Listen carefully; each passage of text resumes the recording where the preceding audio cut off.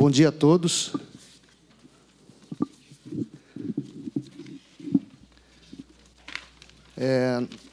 Eu, como presidente da Abigraf do Paraná, representando aqui a indústria gráfica brasileira, me sinto muito lisonjeado em participar desse evento.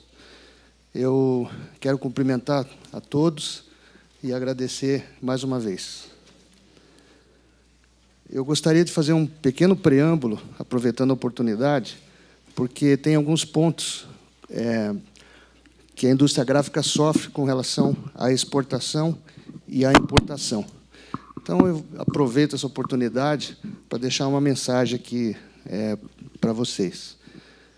A indústria gráfica, nós temos 21 mil empresas no Brasil, onde 96% são microempresas e pequena empresa, com uma produção anual de 44 bilhões de reais, mas em franco declínio. Nós exportamos 280 milhões de dólares em produtos e importamos 550 milhões de dólares em produtos. O nosso investimento está caindo vertiginosamente. Nos últimos 2 anos foram 15% a menos de investimento.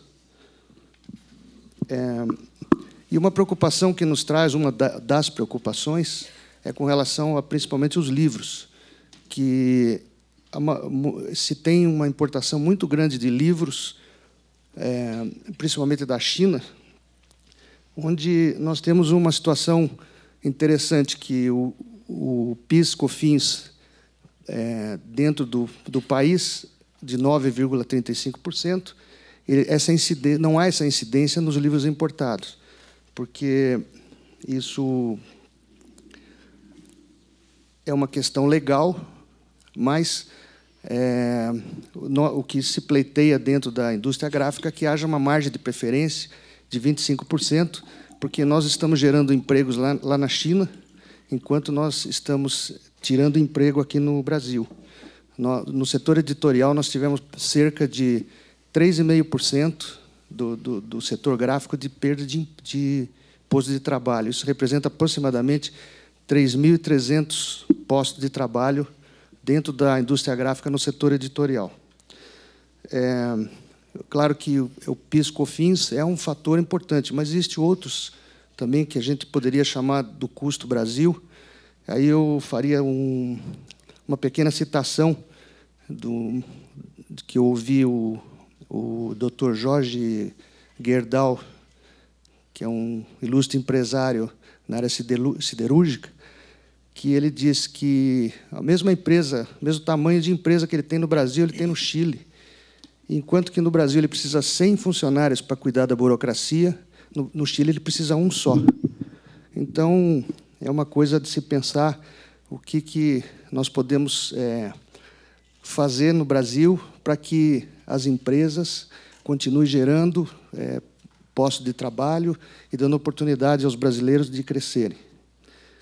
Bom, dito isso, eu gostaria de anunciar o painel Operações e Tributação de Comércio Exterior, com a presença dos excelentíssimos senhores Renato Agostinho da Silva e Rosaldo Trevisan. O doutor André Luiz Barreto, da Receita Federal, não pôde comparecer, então nós vamos apresentar 2 painéis.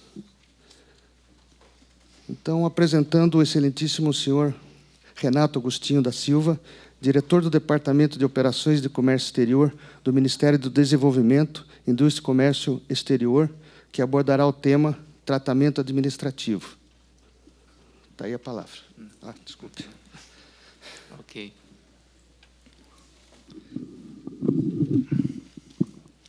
Bom dia a todos. Primeiramente, eu queria agradecer aqui aos promotores desse evento, a Fiesp, né, através do seu Departamento de Relações Internacionais e Comércio Exterior, ao pessoal aqui do Paraná, que também contribuiu para que esse evento fosse possível. Cumprimentar aqui os demais integrantes da mesa, o doutor Jair Leite, Rosalvo, da Receita. E, bem, o meu tema que eu trouxe para conversar aqui é o tratamento administrativo na importação. Por que na importação? Porque na importação é onde que nós temos um número maior de controles sobre o comércio exterior e uma maior incidência também de contenciosos judiciais. A ideia aqui é, à luz da experiência, das atribuições do departamento que eu dirijo, o Departamento de Operações de Comércio Exterior, DESEX, e considerando a experiência que nós temos, né, com os casos de contenciosos judiciais relativos ao controle administrativo no comércio exterior, promover uma apresentação que trate aspectos gerais do controle administrativo na importação, a sua natureza, as suas limitações, o seu funcionamento e a sua distinção de outro importante controle que é exercido no comércio exterior, sobre o qual o Rosalvo irá falar, que é o controle aduaneiro. É uma diferença importante e que precisa ficar bem marcada entre os momentos de uma operação de comércio exterior. Então, aqui é só um breve roteiro, dentro do que eu falei, o que a gente vai falar. Nós vamos falar sobre os aspectos gerais do controle administrativo na importação, né, distinção, como eu mencionei, controle administrativo e controle aduaneiro, controle administrativo, a natureza do controle, diferença entre a licença de importação, que é o instrumento que materializa o controle administrativo, em uma anuência, tá? O fluxograma do controle, para ficar claro, né, uma visão geral de uma operação de importação, os fatores que ensejam a existência do licenciamento, no caso do Departamento de Operações de Comércio Exterior, DESEX, e uma breve palavra sobre concessão de medidas liminares para amparar a importação de mercadorias. Bem, primeiro, o que é o controle administrativo? Aí isso vale não só para a importação, mas também para a exportação. O que é controle administrativo? É um controle exercido previamente, é importante destacar isso, é um controle prévio ao momento aduaneiro, tá? E que tem por objetivo verificar a consonância da operação que se pretende realizar em relação a normas técnicas, a normas sanitárias, a normas ambientais, a normas comerciais, entre outras. Então, isto é o controle, o que nós chamamos de controle administrativo. Tá? Então, dentro desse espectro, cada órgão da administração federal ele exerce esse controle dentro da sua área de competência. No caso do Departamento de Operações de Comércio Exterior, o controle é de natureza comercial. No caso do Ministério da Agricultura e da Agência de Vigilância Sanitária, o controle é de natureza sanitária, fitossanitária, zoossanitária. No caso do Inmetro, o controle é de natureza técnica, né? Estamos falando de regulamentos técnicos, regulamentos de avaliação de conformidade, e entre outros. No caso do IBAMA, né, o controle seria de natureza ambiental. Então, cada órgão ele exerce o controle dentro da sua esfera de atuação, né? Dentro da sua esfera de atribuição, né, ele exerce esse controle no comércio exterior. Bem, qual é a norma, né, infralegal aí que dá base ao controle administrativo? Atualmente, é a portaria SESEX. SESEX é a Secretaria de Comércio Exterior, lá do Ministério. O meu departamento está vinculado à SESEX.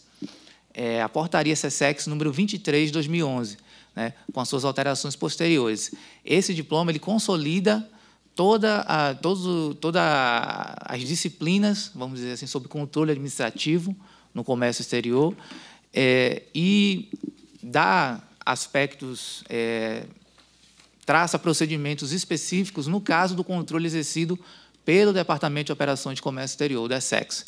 Né? Só para ficar claro, cada órgão anuente tem a sua norma, vamos dizer assim, que baliza os seus procedimentos de controle.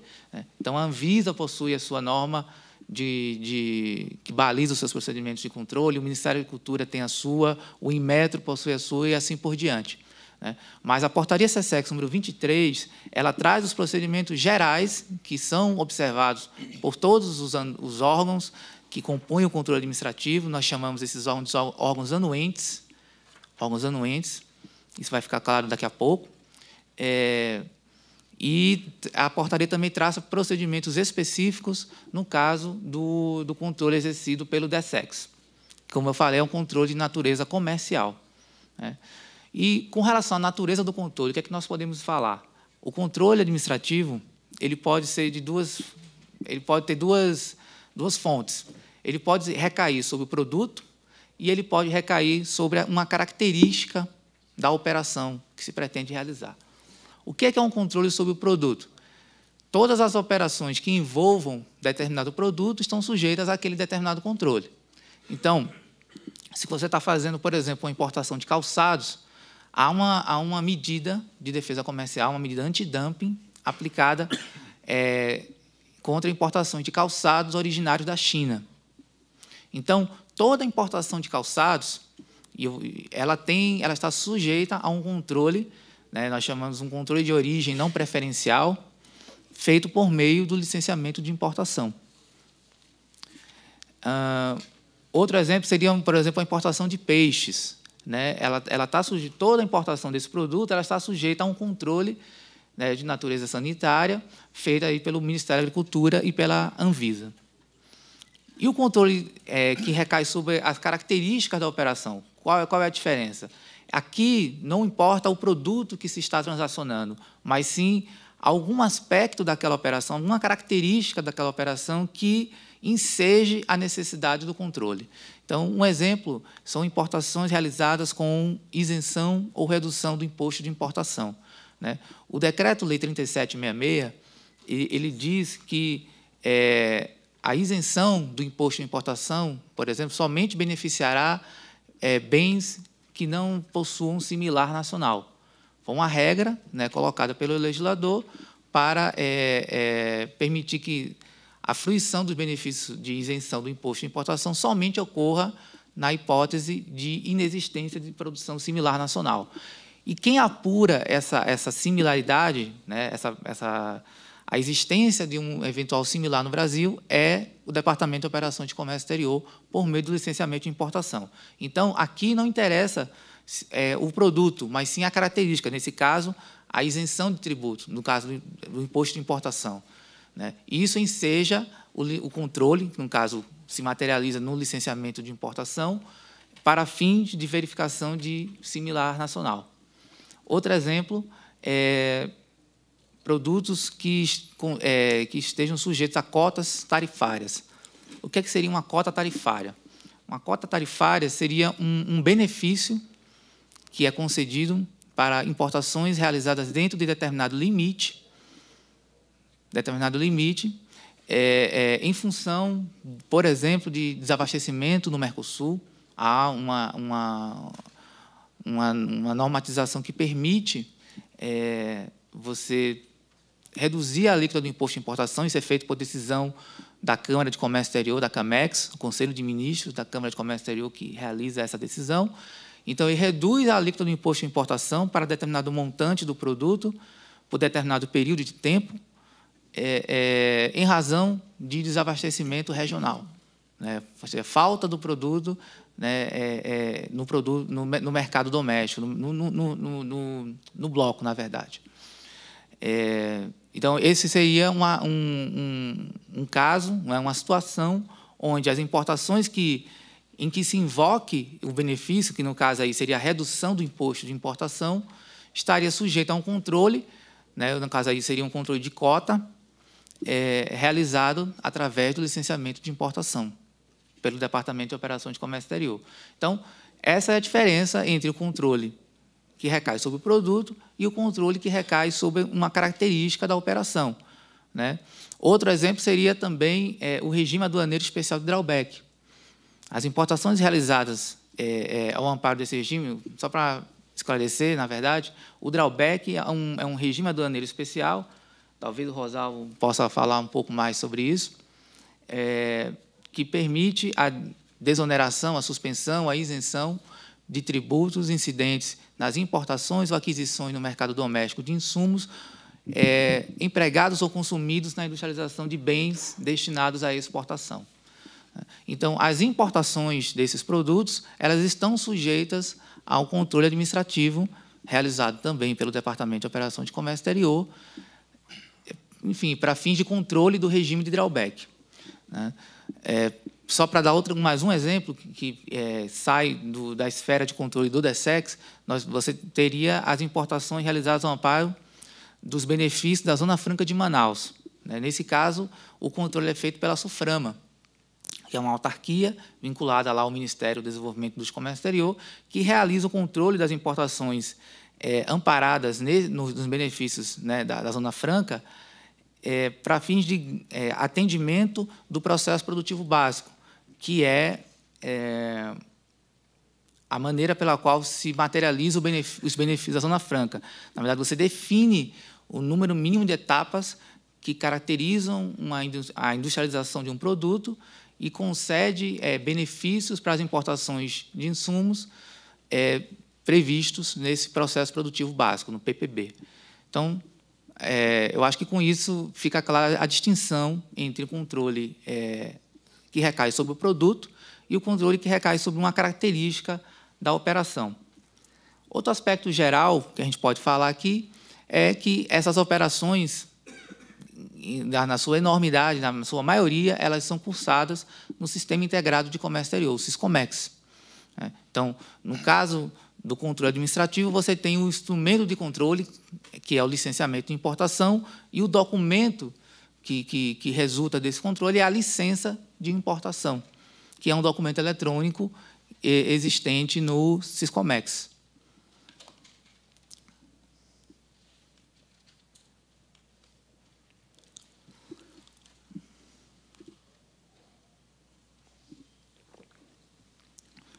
Aqui, para deixar claro a diferença entre controle administrativo e controle aduaneiro. São controles distintos exercidos em momentos distintos, em momentos diferentes. O controle administrativo, como eu falei, ele é prévio. Ele é prévio ao quê? Ele é prévio ao controle aduaneiro.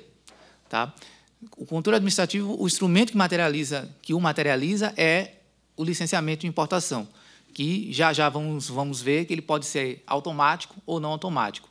Se ele for automático, ele deve ser realizado, o licenciamento, antes do início do despacho aduaneiro, ou seja, a qualquer momento antes de o importador registrar a declaração de importação, a DI, que é o marco inicial do processo de despacho aduaneiro.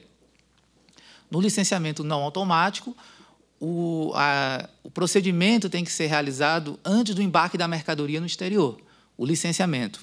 O licenciamento ele tem que ser realizado antes da mercadoria embarcar. A mercadoria já tem que embarcar licenciada. Esse é um requisito.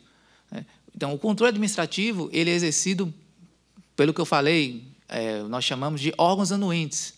Então, aqui nós colocamos apenas alguns. Nós temos, na importação, 17 órgãos anuentes, cada um dentro da sua esfera de atuação. Aqui tem a SESEX, a Polícia Federal, o Inmetro, a Comissão Nacional de Energia Nuclear, a ANP. Você tem 17 órgãos que atuam como anuentes na importação e 11 órgãos que atuam como anuentes na exportação. Tá? Então, como eu falei, o instrumento que materializa o controle é a licença de importação. Né? No caso da exportação, nós teríamos o registro de exportação, que é análogo à licença de importação para a exportação, né? Uma autorização para exportar. E você tem o ato concessório de drawback, na verdade, que eu mencionei, o regime aduaneiro especial. O controle aduaneiro, que é exercido pela Receita Federal, no caso da importação, normalmente se dá quando a mercadoria ela chega ao Brasil. Né? Existem situações onde ele ocorre antes, mas, normalmente, quando a mercadoria já está no Brasil. Né? E os instrumentos que nós podemos mencionar aqui que materializam o controle é a declaração de importação e a declaração de exportação.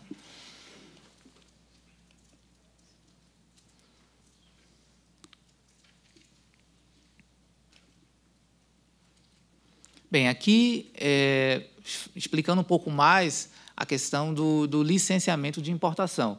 Né? Como eu falei, é o procedimento que permite aos órgãos do governo realizar o controle administrativo. É o instrumento que materializa o controle. Né? A licença de importação, que nós chamamos de LI, Licença de importação é o documento que contém as informações necessárias para a realização do controle. Então, informações de natureza comercial, fiscal, cambial, financeira, referente àquela operação de importação, né? Como é que funciona normalmente?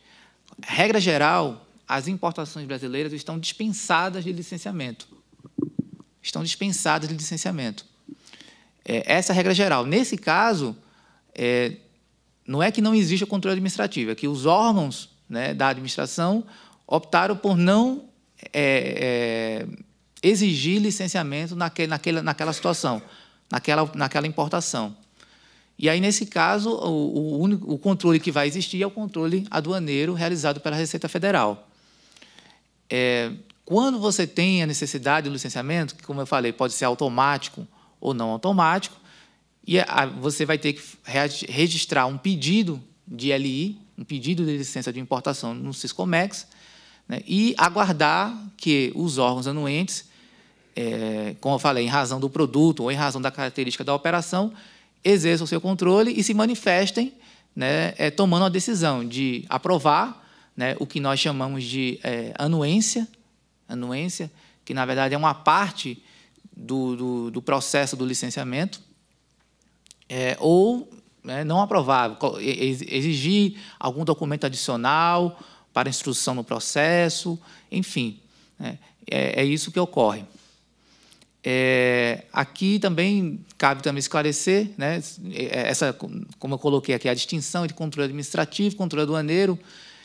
Nós temos recebido, em algumas situações, decisões judiciais que determinam, na verdade, a tomada de providências relativas ao controle aduaneiro, né? Então, são decisões que não nos cabem cumprir, porque elas não dizem a nossa esfera de competência, não dizem respeito à nossa esfera de competência, né? Então, questões, discussões, controvérsias que ocorrem no curso do despacho aduaneiro, né, as providências normalmente são de responsabilidade da autoridade aduaneira, né?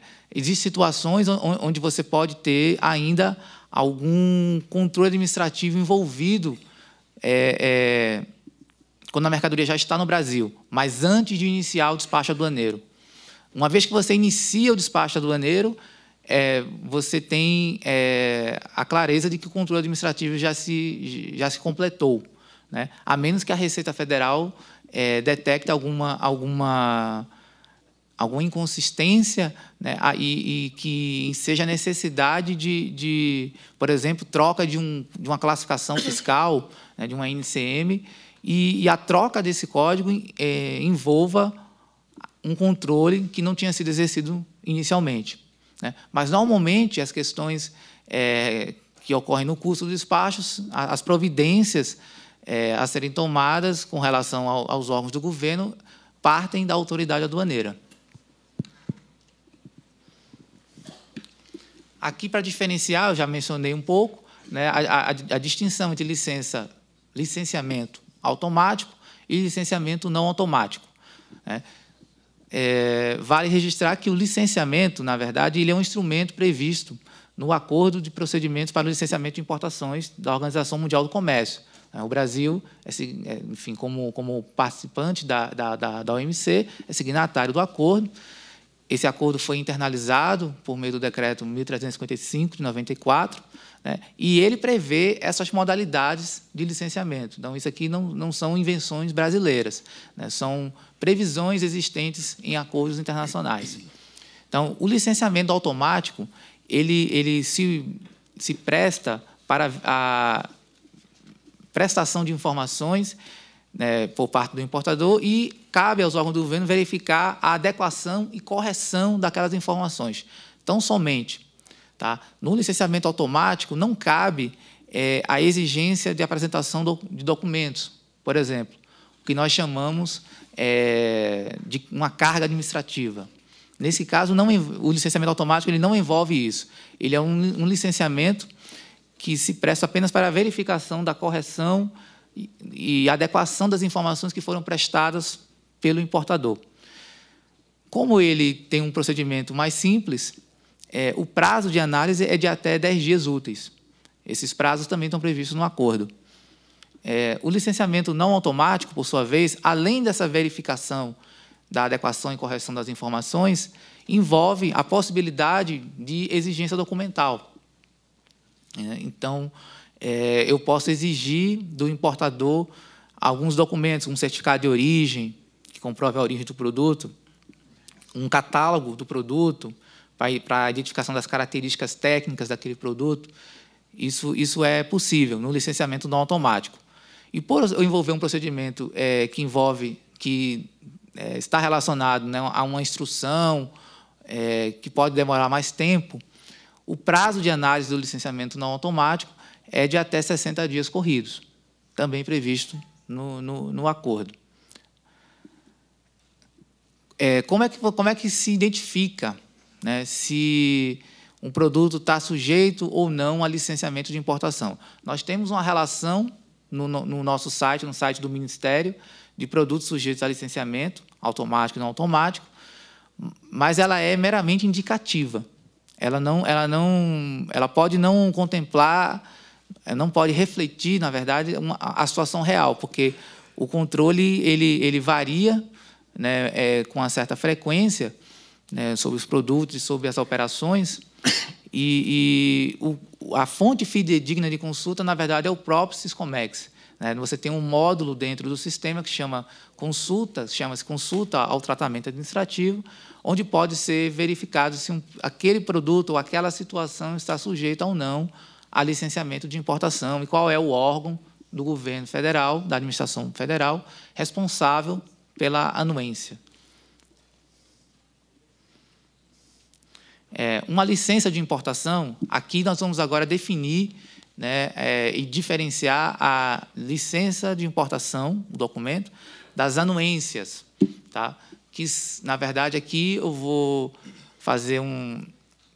pedir a compreensão dos senhores, como todo o ramo do conhecimento possui termos específicos, né? Anuência aqui tem um significado levemente diferente daquele normalmente usado no vernáculo.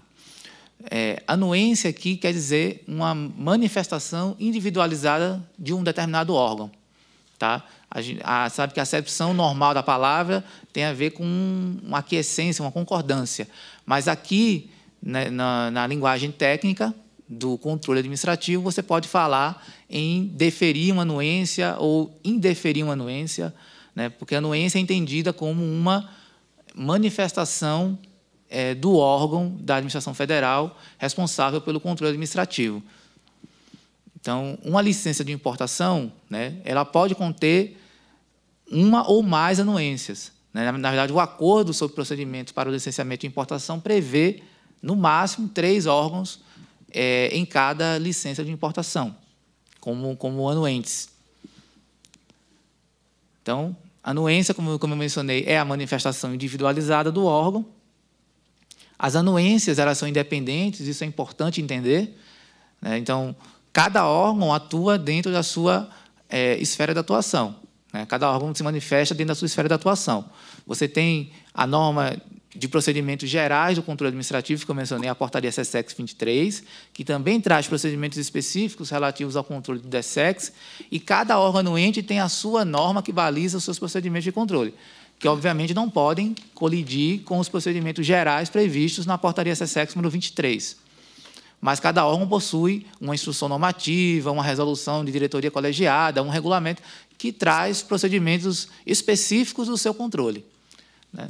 Então, o DESEX, que, na verdade, há também às vezes, há uma certa confusão, porque o DESEX é o gestor do Siscomex no que diz respeito ao controle administrativo. Então, somos nós que promovemos a inclusão, a exclusão ou a alteração de controles no Siscomex para todos os órgãos da administração.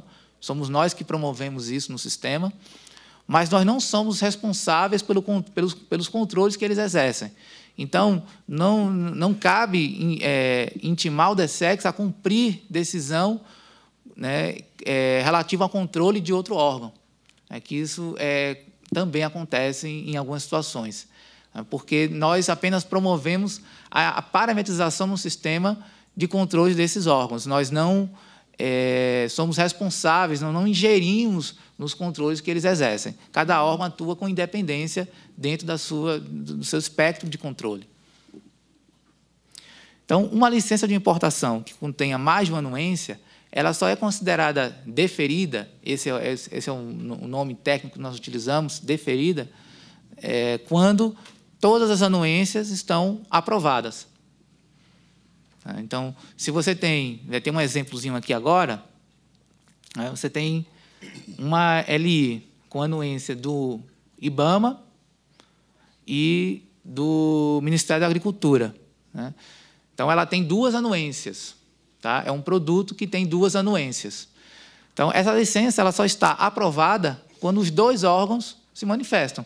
Se só um aprovar, essa licença não está aprovada.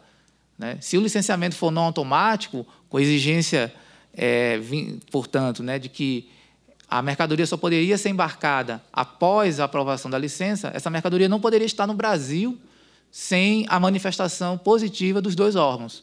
Tá? Se isso ocorreu por inobservância do importador com relação às normas do controle administrativo. Tá? A gente sabe que isso também acaba sendo um elemento usado nas demandas judiciais. Né? Os importadores às vezes dizem que o produto já está no Brasil, eles estão pagando armazenagem, estão incorrendo em custos que, na verdade, seriam evitados se eles estivessem observando a legislação do controle administrativo. Porque, muitas vezes, esse produto está sujeito a licenciamento não automático, que é efetuado prévio ao embarque. Então, ou seja, a mercadoria nem deveria ter embarcado, ela nem deveria estar no Brasil. Então, esse ônus que eles aventam, na verdade, foi por eles provocado, por inobservância de normas básicas do controle administrativo.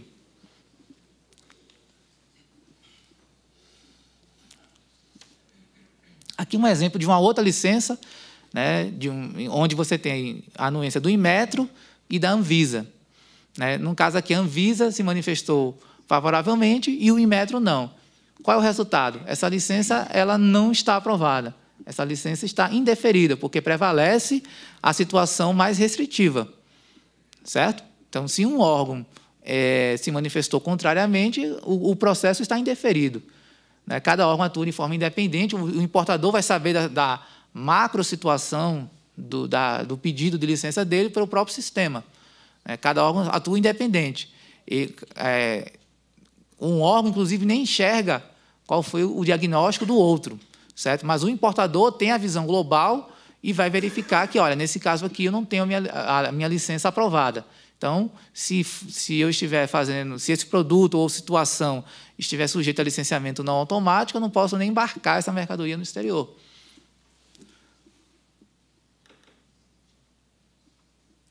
Aqui um fluxo de importação para os senhores terem uma visão global do processo. A primeira coisa, quando um importador pretende realizar uma operação, é ter habilitação como para operar em comércio exterior, que é obtida junto à Receita Federal do Brasil, e também ele precisa conhecer o código da mercadoria que ele pretende importar. A NCM, que é a nomenclatura comum do Mercosul. Ele precisa conhecer o código que ele vai trazer para saber se aquele produto está sujeito ou não ao licenciamento. E verificar também as características da operação, se elas também demandam a necessidade de licenciamento.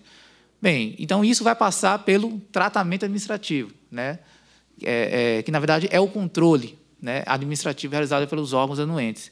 Então, esse produto ou situação pode estar dispensado de licenciamento ou pode estar sujeito a licenciamento. Se ele tiver dispensado de licenciamento, a mercadoria pode ser embarcada no exterior, ela vai chegar ao Brasil, e, quando ela chegar, o importador vai promover o registro da declaração de importação, a DI.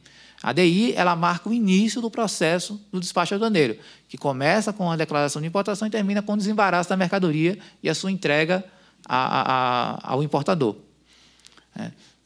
Se aquela situação, o produto, estiver sujeito a licenciamento, pode ser automático, não automático, como eu mencionei, você vai ter a figura dos órgãos anuentes. Então, os órgãos anuentes eles vão tomar uma decisão né, dentro do seu espectro de controle, que pode ser deferir a sua anuência, né, pode ser colocar em exigência, solicitando alguma correção nos dados que foram informados no pedido de licença, ou solicitando alguma documentação para melhor instrução no processo, ou podem indeferir aquele pedido se ele estiver contra a legislação vigente, né? Existe uma quarta situação aqui, que é usada predominantemente pelo Ministério da Agricultura e pela Anvisa, que é autorizar o embarque. Por quê? Esses órgãos anuentes, eles atuam em dois momentos. Antes da mercadoria embarcar no exterior, eles autorizam o embarque da mercadoria, mas ainda não aprovam a sua anuência, né? Eles condicionam aquela aprovação a uma inspeção física, ou a possibilidade de uma inspeção física da mercadoria, antes ainda do despacho aduaneiro. Ok? Então, há um embarque autorizado. Quando a mercadoria chega ao Brasil, né, como eu falei, essa situação é utilizada pelo Ministério da Agricultura e da Anvisa, são anuentes com características diferenciadas, né, por questões sanitárias, eles precisam verificar a mercadoria quando ela chegar ao país. Então, eles concedem a autorização para o embarque e, quando a mercadoria chega ao país, realizam uma inspeção física e a mercadoria, atendendo as normas de controle desses órgãos, a licença, na verdade, a anuência desses órgãos é deferida.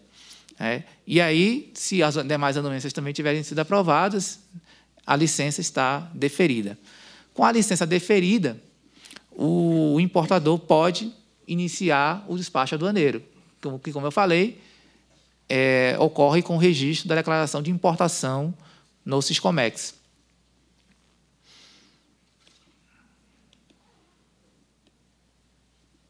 Bem, agora falar um pouco aqui sobre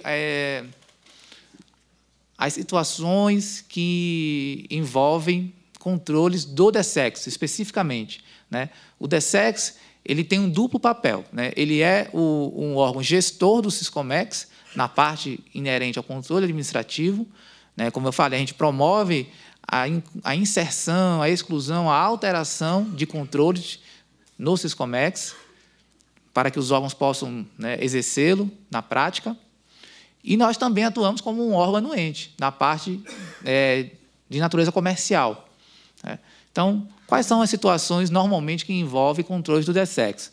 Importações sujeitas ao exame da similaridade. Eu já mencionei aqui, né, que há na legislação a necessidade de, no caso de isenção ou redução do imposto de importação, salvo exceções previstas na legislação, há necessidade de realização do exame da similaridade. Como é que ele é feito? Ele é feito por meio de uma consulta pública, que é publicada no site do nosso Ministério. Semanalmente, essa consulta é publicada, né? Então, se compilam todos os pedidos de importação daquela semana, se publica uma consulta pública que fica disponível por 30 dias para a manifestação da indústria nacional. Então, a indústria nacional tem 30 dias para se manifestar sobre a existência de similar nacional de um determinado produto. Essa consulta ela é instruída por um catálogo técnico com as características do produto, porque senão a indústria não tem como se manifestar, né? Apenas, às vezes, com a descrição do produto feita no pedido de licença não é suficiente para a adequada caracterização daquele bem. Então, a consulta pública ela é instruída com catálogos técnicos que permitam a correta identificação do produto que se pretende importar. E aí, havendo a manifestação da indústria, não basta tão somente a indicação sobre a produção. É preciso também a comprovação de que aquela produção já foi realizada. Então, a gente exige comprovação de fornecimentos anteriores por parte da indústria nacional, comprovação com relação ao índice de nacionalização, porque se você importa tudo e aperta um parafuso no Brasil, isso não é produção nacional, né? Então, é necessário também comprovação do índice de nacionalização, que nós adotamos o critério Mercosul, né? Do valor FOB da mercadoria, 60%. Então, basicamente, são essas condições para se comprovar a produção nacional, né? Já é importante fazer uma distinção aqui entre produção e similar nacional, tá? E eu vou fazer quando eu falar agora da importação de material usado. A importação de material usado, ela está regulada por uma portaria DESEX, portaria DESEX número 8, de 1991, que traz os procedimentos de controle administrativo na importação de produtos usados no Brasil. Qual foi a ideia do legislador quando trouxe essa norma? Ela já foi atualizada, obviamente, por outras portarias, né, mas ela ainda é o diploma vigente. A ideia aqui é salvaguardar a indústria nacional contra importações de itens usados. Então, regra geral, bem de consumo, por exemplo, no Brasil, a importação deles, na condição de usados, é proibida. Okay? Então, importação de bens de consumo usados no Brasil é proibida. Você pode importar máquinas, equipamentos usados, desde que não haja produção nacional desses itens no Brasil. E aí, novamente, como é que eu apuro a produção nacional? Por meio de uma consulta pública realizada no site do Ministério, que é feita, né, por fins de racionalidade, junto com a consulta da similaridade que eu mencionei anteriormente. E aí eu faço a distinção agora entre produção nacional e similar nacional. Há uma diferença entre eles. Na verdade, a produção é um estágio, é uma pré-condição para você ter a existência do similar nacional. Se você não tem produção nacional, você não pode falar em similar nacional, certo? Mas o similar nacional é um conceito que vai além da mera produção no Brasil, de um determinado produto, tá? Ele envolve questões de preço do produto importado vis-à-vis o que é produzido no Brasil, claro, em condições de justa comparação, com os tributos, os incidentes dos dois lados, nas mesmas condições, prazo de fornecimento daquele bem e a qualidade, né? Se o produto nacional possui qualidade que atende os mesmos fins daquele que se pretende importar. Então, a similaridade nacional, ela envolve aspectos adicionais em relação à produção nacional, né? Na consulta realizada no nosso site, a gente apura produção nacional, né? Então, a indústria doméstica se manifesta sobre produção ou não. Se aquele caso, na verdade, envolver similar nacional, há um exame adicional que é feito, considerando esses três aspectos: preço, prazo e qualidade. Se um deles não se sustentar a favor da produção nacional, o similar nacional é desqualificado. Por exemplo, se o produto nacional for mais caro do que o importado, comparado nas mesmas condições, não há similar nacional. A produção similar nacional é desqualificada, certo? No caso da regulamentação de usados, basta a mera produção nacional. Eu não apuro similar nacional, né? Notem que similar nacional é um procedimento que envolve a comparação caso a caso, certo? Ou seja, eu posso ter produção de um determinado bem, mas em determinadas situações eu qualificar um similar e em outras não, para a mesma existência de produção. Por quê?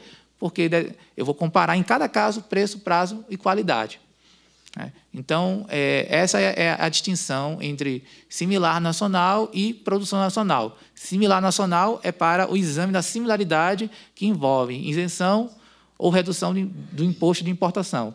É uma condição, né, a inexistência de similar nacional para a fruição de benefício de isenção ou redução do imposto de importação.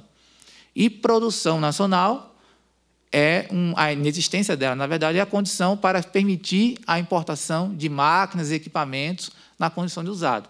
Bens de consumo, a importação no Brasil é proibida, no estado de usados. Bem, outra situação que enseja controle do DESEX são as importações de produtos sujeitos a contingenciamento. Eu já falei um pouco aqui sobre isso, quando eu mencionei as cotas tarifárias, que ocorrem por decisão da Câmara de Comércio Exterior, a CAMEX, em situações em que se identifica desabastecimento no mercado regional, no Mercosul. Mas ela pode ocorrer também em outras situações. Você tem também, no âmbito do Mercosul, uma lista de bens, de itens, de códigos tarifários, NCMs, em que você concede alíquotas diferentes daquela que os demais países do Mercosul aplicam, né, para as importações extra-bloco, extra-regionais. Nós chamamos essa lista de LETEC, é a lista de exceção à TEC, que é a tarifa externa comum. Então, você tem cada país possui uma lista com alguns produtos em que ele cobra uma alíquota do imposto de importação diferente daquela que é cobrada pelos demais parceiros, pelos seus parceiros. Eu posso também vincular a redução, essa alíquota diferenciada, na verdade, né, a um montante quantitativo, ou montante de valor, tá? Mas, geralmente, montante quantitativo, né? Então, eu posso vincular, por exemplo, a tarifa externa comum para um determinado produto é 10%. A Argentina cobra 10%, Paraguai 10%, Uruguai 10%. Mas o Brasil quer cobrar 2%. Mas ele quer cobrar 2% apenas para uma determinada quantidade. Então, eu cobro 2% apenas para 100 mil toneladas de um determinado produto. O que passar de 100 mil toneladas, eu cobro a tarifa normal do bloco, que é 10%. Ok? Então, isso é um outro exemplo de cota tarifária. Uma outra situação seria também a previsão em acordos comerciais, do qual o Brasil é parte. Então, você tem como exemplo o Acordo de Complementação Econômica número 55, com o México, tá? Sobre comércio de veículos. Foi alterado, na verdade, esse acordo, né? Houve um protocolo adicional que promoveu uma alteração, que instituiu, na verdade, condicionou a fruição de uma preferência tarifária, né, nos veículos importados no comércio bilateral, apenas para um determinado montante, e aí não é em quantidade, é em valor das importações. Então, nesse caso, somente as importações que se enquadram dentro de determinado valor possuem a preferência tarifária, que nada mais é do que um desconto na alíquota do imposto de importação. Né? Quando eu faço um acordo comercial, normalmente eu concedo ao outro país uma preferência tarifária, uma redução, né, ou até 0% de alíquota, né, se a preferência for de 100%, para as importações originárias daquele território, para o meu. Então, essa é uma outra situação que também enseja controle administrativo realizado pelo DESEX através do licenciamento da importação. Teria uma outra situação também que pode ensejar contingenciamento, pode levar a um contingenciamento, que seria se o país aplicasse, e isso não está mais vigente, uma salvaguarda, por exemplo, para a importação. A gente teve isso para o coco ralado. Até 2012, nós tínhamos uma medida de salvaguarda em vigor contra as importações de coco ralado, e o Brasil só podia importar coco ralado dentro de determinada quantidade. Nesse caso, a cota é não tarifária. Certo? Por quê? Quando se esgota aquele montante, você não tem mais possibilidade de fazer importação. É diferente da cota tarifária, que eu mencionei aqui por razões de desabastecimento, ou na lista de exceção da TEC, ou em acordo comercial, em que você, ao extrapolar o volume da cota, pode ainda continuar realizando importações, pagando a alíquota integral do imposto de importação. Bem, outra situação seria a importação de produtos sujeitos a medidas de defesa comercial, né? Medidas antidumping, medidas de salvaguarda, medidas compensatórias. Nesse caso, o controle exercido por meio do licenciamento de importação é um controle de origem não preferencial, ou seja, é um controle para verificar, para garantir a eficácia, a efetividade da medida de defesa comercial aplicada. Se eu aplico uma medida, um antidumping contra a importação de calçados da China e se pretende fazer, um importador pretende realizar uma operação de importação com origem índia, eu preciso garantir, né, ou evitar, na verdade, que haja uma falsa declaração de origem, ou seja, que ele não esteja indicando a Índia como uma forma de se escapar da aplicação do antidumping. né? Então, eu exijo, nesse caso, uma declaração de origem por parte do importador. A gente exigia, até pouco tempo, certificado de origem e passamos a exigir uma declaração de origem do importador, que é feita no próprio licenciamento, e ele também tem que obter ela por escrito junto ao seu exportador ou fabricante da mercadoria. Bem, o último caso aqui que eu elenquei foi as importações de produtos sujeitos a monitoramento de preço.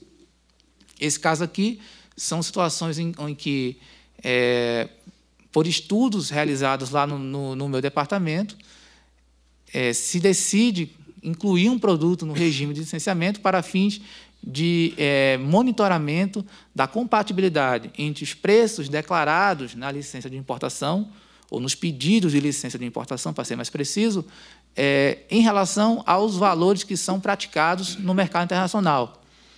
Notem que aqui tem uma diferença entre esse monitoramento de preços e as medidas de defesa comercial. Por exemplo, no caso do antidumping, eu acredito que os senhores tenham visto o painel de ontem sobre defesa comercial e deve ter sido explicado quais são as bases do antidumping. O antidumping, na verdade, ele é aplicado pelo Brasil quando você tem uma diferença entre o preço de exportação que o país pratica, por exemplo, a China pratica nas suas vendas para o Brasil, e o preço que aquele país pratica no seu mercado doméstico. Então, isso é o dumping, na verdade. E quando isso se une a um dano à indústria doméstica, e você consegue correlacionar isso, você tem um nexo causal nisso, você tem uma autorização por meio de acordo da OMC para aplicar medidas antidumping. Então, isso é diferente do monitoramento de preços, que é essa quinta hipótese aqui que eu coloquei. Mas é um controle exercido pelo DSEX. Em cada operação, eu verifico se há uma discrepância entre o preço declarado naquele pedido de licença e os valores praticados no mercado internacional. Se isso é detectado, o importador é instado a comprovar essa compatibilidade de preço, apresentando uma documentação hábil para isso. Se ele não comprova, a anuência, nesse caso, é indeferida. E a licença, por consequência, também se torna indeferida. Bem, é isso. Aqui, apenas, como eu falei, uma breve palavra sobre concessão de medidas liminares para parar a importação. E, com isso, aqui eu vou encerrar a apresentação. Aqui é só para dar conhecimento aos senhores sobre os efeitos das decisões judiciais que visam amparar a importação de mercadorias. Quando nós recebemos uma decisão para licenciar uma operação, e nós aprovamos aquela licença de importação, essa decisão de aprovar a licença, o efeito dela tem caráter satisfativo. Ou seja, a partir do momento que se inicia, na verdade, o despacho aduaneiro. A aprovação do pedido de licença de importação tem caráter satisfativo a partir do momento que inicia-se o despacho aduaneiro. Por quê? Porque eu não consigo reverter mais a minha aprovação. Certo? Se o despacho aduaneiro não foi iniciado ainda é possível reverter. Mas se o despacho aduaneiro já foi iniciado, e normalmente as ações judiciais correm com a mercadoria já no Brasil, porque é onde o importador alega que está pagando custo de armazenagem, demorras e outros encargos, e a licença é concedida, nesse caso, instantaneamente, quase, ele promove o registro da DI, que é o início do despacho aduaneiro de importação.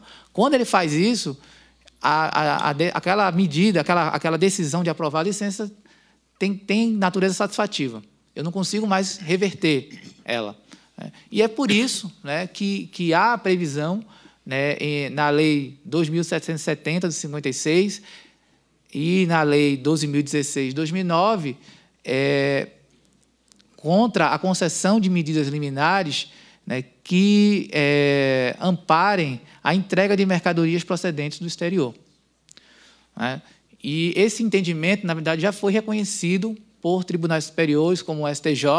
Eu mencionei aqui um recurso especial, por exemplo, que menciona, que reconhece essa ideia que eu mencionei aqui agora, né, os senhores podem conferir isso.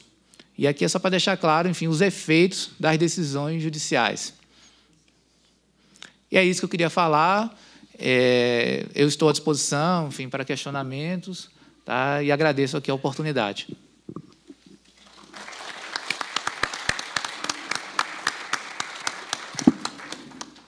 Agradecemos, em nome da Fiesp, o doutor Renato Agostinho da Silva, e a gente abre o painel para perguntas.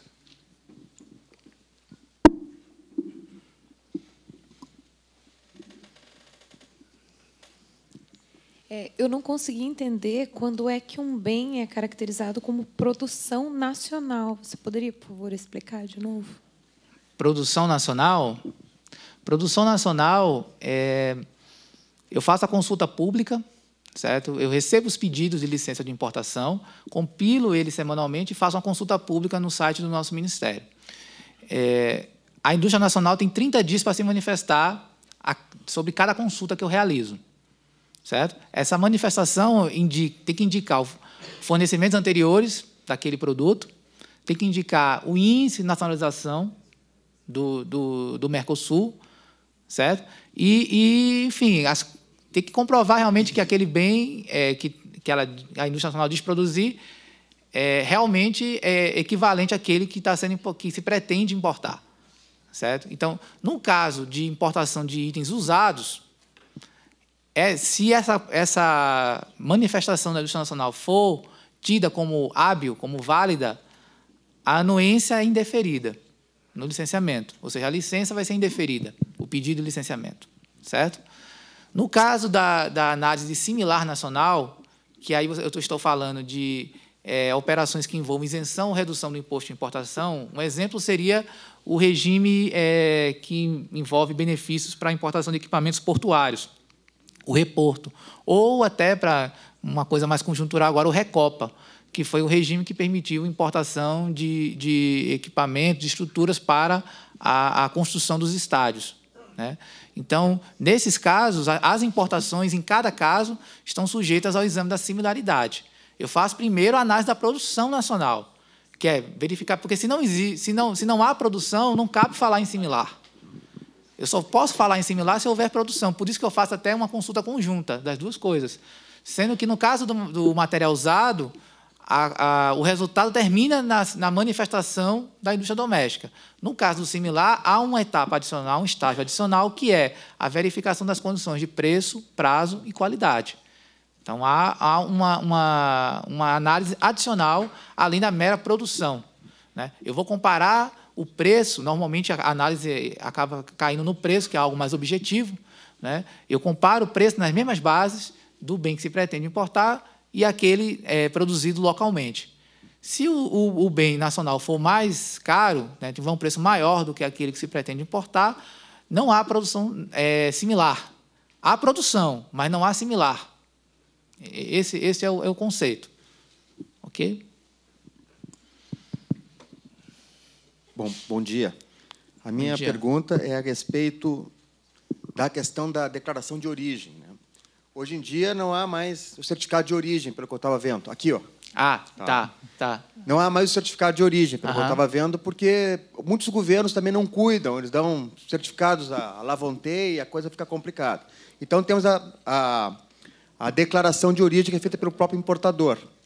Mas quando vocês constatam que essa declaração é falsa, por exemplo, que ele alega que a origem da mercadoria é Índia, mas, na verdade, é China, não é?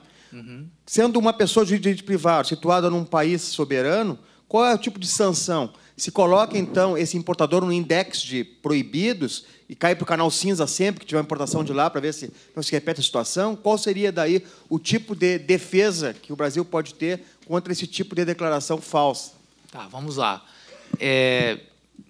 Quando há uma declaração falsa, né, quando há indícios, na verdade, de uma declaração falsa, a SESEC, Secretaria de Comércio Exterior, ela pode abrir uma investigação de origem não preferencial, certo? Na verdade, essa competência para fazer investigação de origem, ela é compartilhada aqui entre a Secretaria de Comércio Exterior e a Receita Federal, tá?